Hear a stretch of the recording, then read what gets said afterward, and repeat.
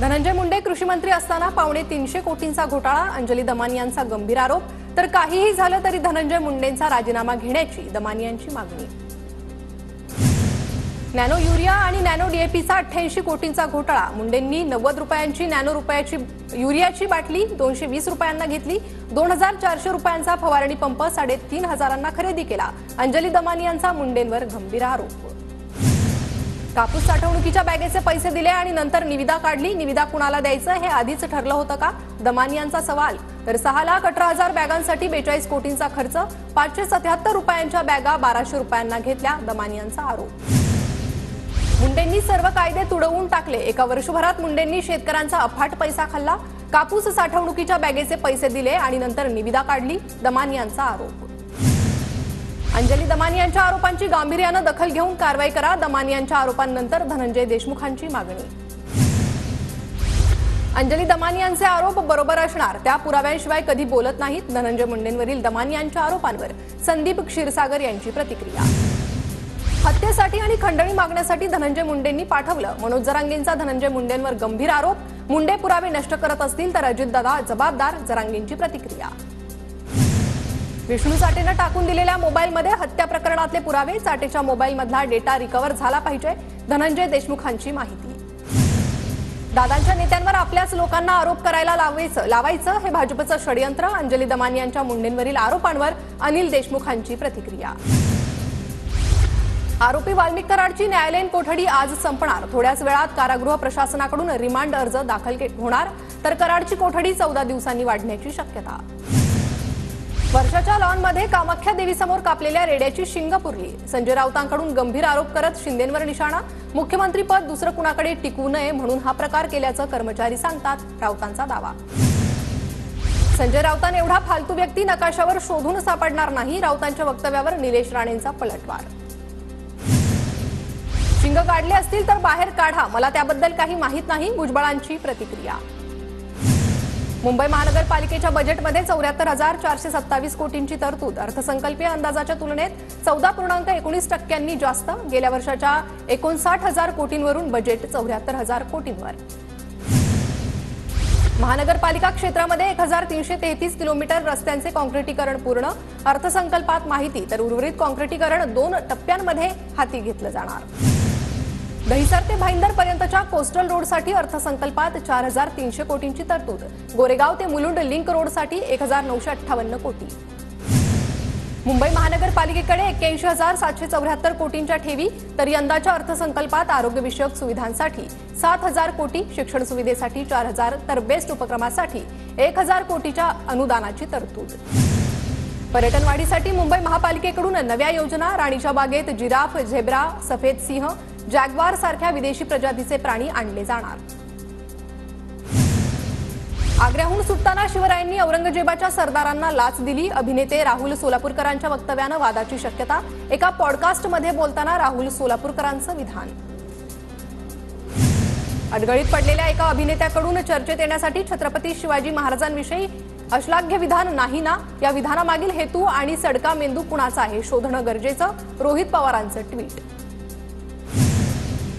अभिनेता म्हणून तर राहुल सोलापूरकर नालायक आहेच, पण माणूस म्हणूनही भिकार आहे, सोलापूरकरांच्या वक्तव्यावर सुषमा अंधारेंचं ट्विट।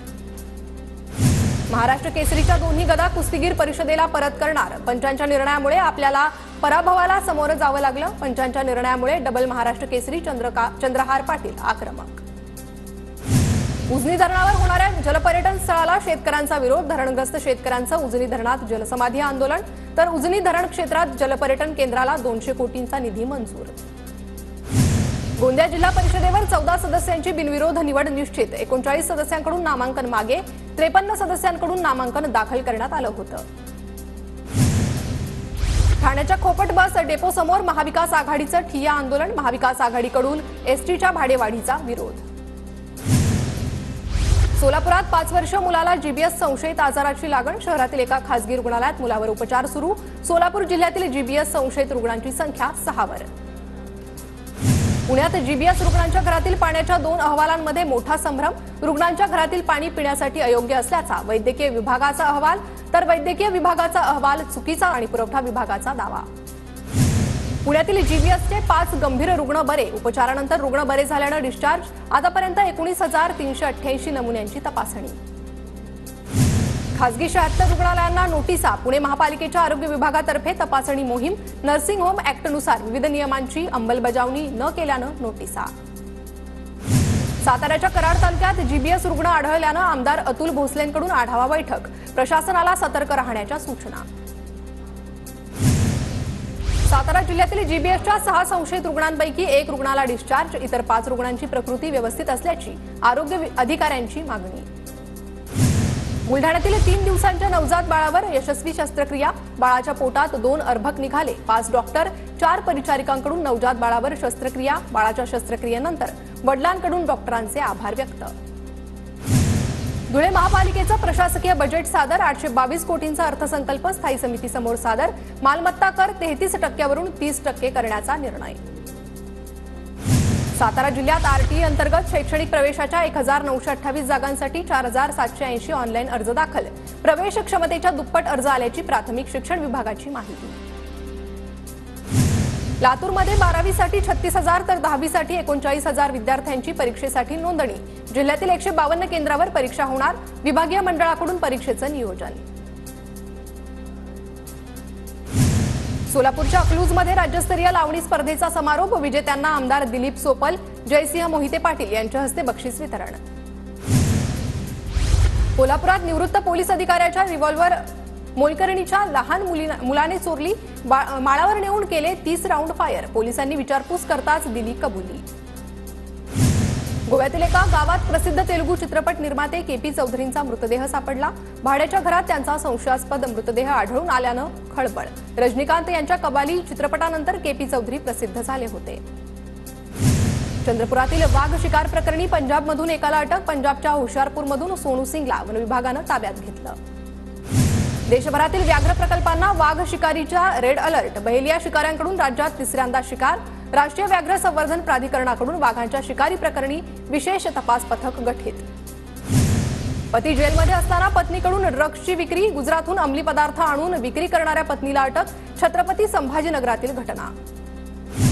बुलढाण्याच्या खामगावमध्ये बँकेचं एटीएम फोडण्याचा प्रयत्न फसला, एटीएम उचलता न आल्यानं चोरट्यांनी मशीन रस्त्यातच सोडलं, घटनास्थळावरून चोरटे फरार। धाराशिवमध्ये ऊसतोड मजूर कुटुंबातील अल्पवयीन मुलीवर अत्याचार करणाऱ्या आरोपीला 10 वर्षांची शिक्षा, धाराशिव विशेष न्यायालयानं शिक्षा सुनावली। छत्रपती संभाजीनगर महापालिकेकडून 500 कोटी थकीत करापैकी 27% कर वसुली, मार्च अखेरपर्यंत 55 दिवसात 365 कोटी वसुलीचं टार्गेट। गडचिरोलीत पहिल्यांदाच जीपीएल टुर्नामेंटचं आयोजन, क्रिकेट टुर्नामेंट जिंकणाऱ्या संघाला 11 लाखांचं बक्षीस, माजी क्रिकेटपटू रवी शास्त्री उद्या स्पर्धेचं उद्घाटन करणार। जालन्याच्या भोकरदन तालुक्यातील इंटरनेटच्या अडथळ्यामुळे ई-पीक पाहणी रखडली, तलाठी वारंवार गैरहजर राहत असल्यानं शेतकरी वर्ग अनुदानासाठी वंचित। जालन्याच्या बदनापूर तालुक्यात मका पिकावर लष्करी अळीचा प्रादुर्भाव, शेतकरी चिंतेत, उत्पादनात घट होण्याची शक्यता, या संदर्भात कृषी विभागानं मार्गदर्शन करण्याची शेतकऱ्यांची मागणी। यवतमाळ जिल्ह्यात हमी केंद्राच्या माध्यमातून 2 लाख क्विंटल सोयाबीन खरेदी शिल्लक, सोयाबीन खरेदीसाठी 6 फेब्रुवारीपर्यंत मुदत, मात्र 2 सुट्ट्या आल्यानं 4 दिवसात इतकी खरेदी कशी होणार असा शेतकऱ्यांसमोर प्रश्न। कोल्हापुरात भाजीपाल्याचे दर घसरल्यानं शेतकरी हवालदिल, उत्पादन खर्चही निघत नसल्यानं शेतकरी संकटात।